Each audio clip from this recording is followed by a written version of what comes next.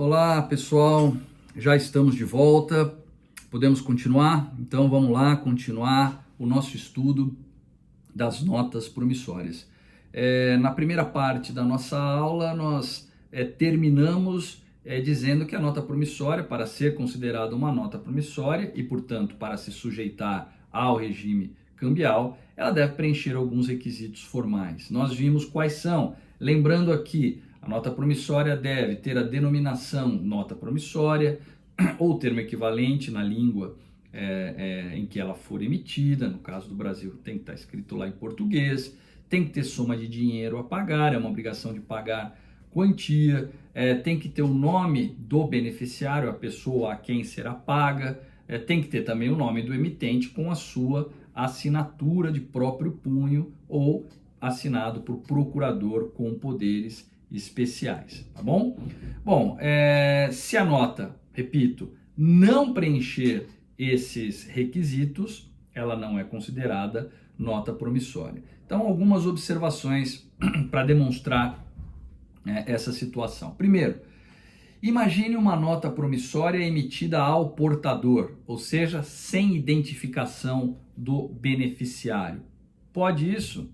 Não pode, já vimos. A nota promissória, ela deve identificar o beneficiário. O nome do tomador é requisito essencial. Então, é possível uma nota ao portador? Não, não é possível uma nota promissória ao portador. É possível uma nota promissória onde o sacador se obrigue a entregar 10 sacas de soja a um determinado beneficiário? Não, não é possível. Por quê? Porque a nota promissória deve tratar de obrigação de pagar quantia. Esse documento em que alguém se obrigou a entregar sacas de soja, ele é válido. Ele é um documento que produz efeitos civis, mas ele não é considerado uma cambial e, portanto, não está sujeito ao regime cambial. Para ser nota promissória, tem que ser quantia em dinheiro. Uma outra observação, eu posso colocar lá na nota promissória que eu prometo pagar 10 mil reais ao cicrano, desde que o Corinthians seja o campeão do campeonato paulista, por exemplo, ou desde que o Flamengo vença determinado jogo.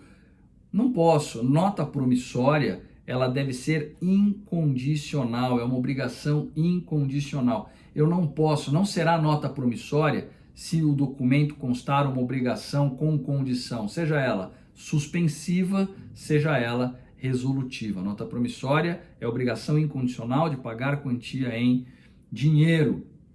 Mais uma observação. E se por um acaso a nota promissória for emitida, sacada, sem data, sem local de emissão, data de emissão, local de pagamento, data de pagamento?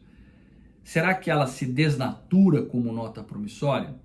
Neste caso, não, porque nós já vimos que o portador ele tem mandato tácito para preencher esses dados. E na ausência, diz a lei, presume-se à vista, né, a nota promissória. Se não tem uma data de vencimento, presume-se à vista.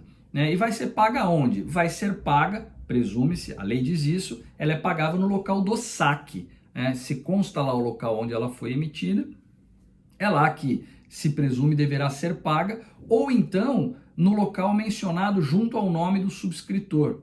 Né? Se houver local de saque, se houver local identificado junto ao nome do subscritor, presume-se que seja paga naquela praça, naquele local, sem data à vista, sem contar que o portador, o titular, né, aquele que tem a posse da cártula, poderá preencher esses dados desde que o faça de boa fé. Ok? Bom, pode haver a seguinte situação, pessoal. Imagine que a nota promissória diga lá, prometo pagar 10 mil reais por extenso e R$1.000 em numeral. Ou seja, a divergência entre o extenso e o numeral. Como é que a gente resolve isso? A nota é válida, não é válida? Bom, muito bem, a nota é válida, mas se houver, diz a lei, divergências de indicações da soma em dinheiro, deve prevalecer aquela que foi lançada por extenso, por escrito, tá? Então, se consta lá 10 mil reais por escrito, ainda que seja 100 mil no numeral, ou 10 mil no numeral, ou 1000 no numeral, na divergência a gente vai no escrito, isso é que prevalece, ok? Bom, duas observações importantes, né?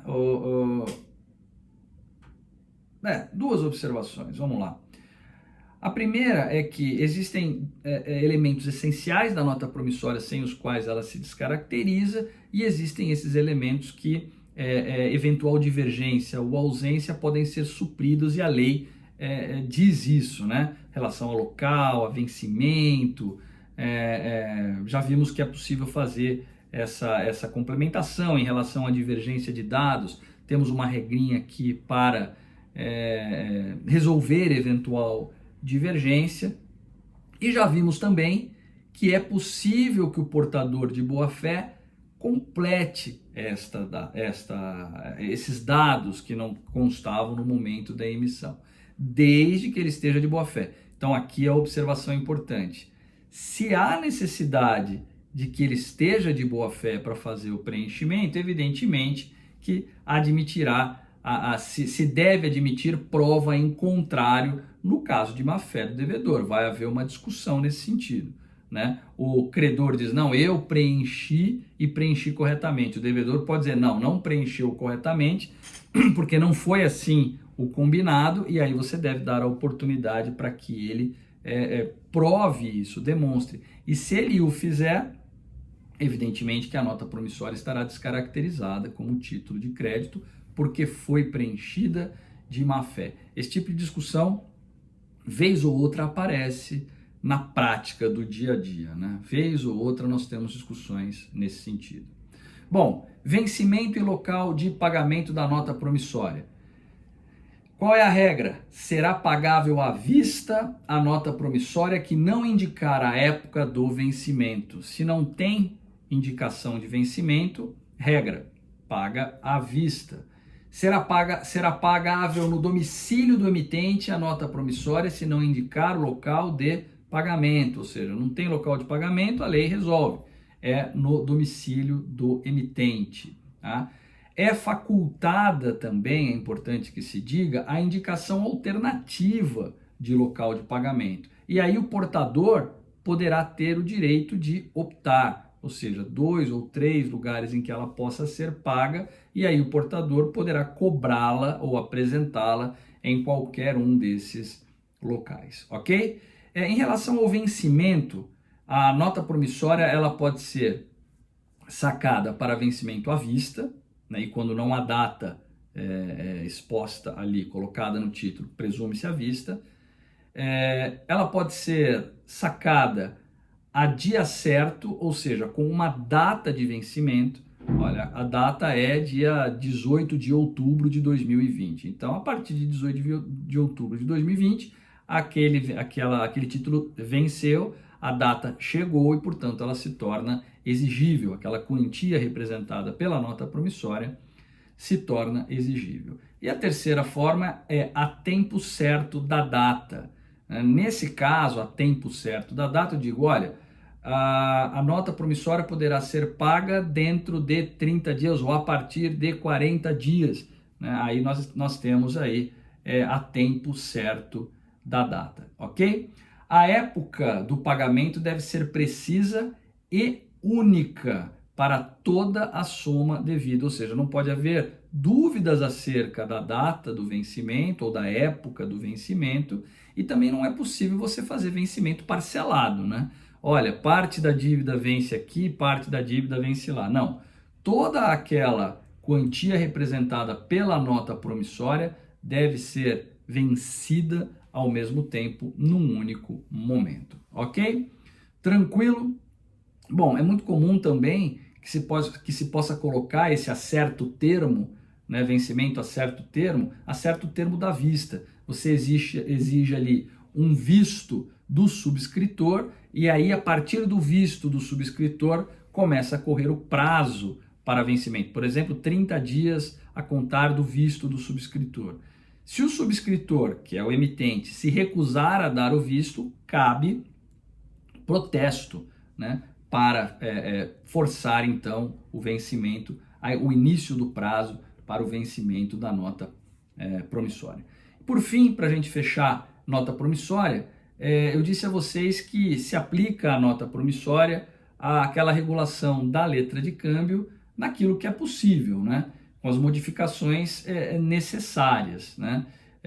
Por exemplo, todas aquelas regras que são incompatíveis com a natureza de promessa de pagamento não são aplicáveis, né? Porque a letra de câmbio é uma ordem de pagamento, a nota promissória é uma promessa de pagamento. Então, todas aquelas regras de aceite do sacado não se aplicam aqui, não faz sentido aceite do sacado, porque aqui o sacador, o emitente, é o devedor principal. Então, todas aquelas regras relacionadas a devedor principal que lá na letra de câmbio é o aceitante, aqui é o sacador. Então, por exemplo, o prazo de prescrição de 3 anos se aplica, o protesto facultativo do subscritor se aplica, a falência do subscritor, do emitente, do sacador, antecipa o vencimento da nota promissória, enfim, tudo aquilo que estava dito lá em relação ao aceitante da letra de câmbio se aplica aqui também ao sacador da nota promissória. E por fim, o subscritor, o emitente da nota promissória, ele é sempre o beneficiário do aval em branco. Se tem aval em branco, se considera que ele é o beneficiário desse aval em branco. E a nota promissória acerta o termo da vista, vence depois de decorrido o prazo nela mencionado a partir do visto, ok? Então essas são regrinhas da letra de câmbio que se aplicam com as adaptações necessárias à nota promissória, ok? Bom, acho que vimos o suficiente para uma introdução ou para uma ideia geral de nota promissória. Eu indico a vocês a leitura da bibliografia que já foi passada, bibliografia básica e bibliografia complementar, para que vocês aprofundem um pouco o conhecimento sobre esse título de crédito importante, ok? Então, muito obrigado pela atenção de vocês e a gente se encontra na próxima aula. Até lá. Tchau.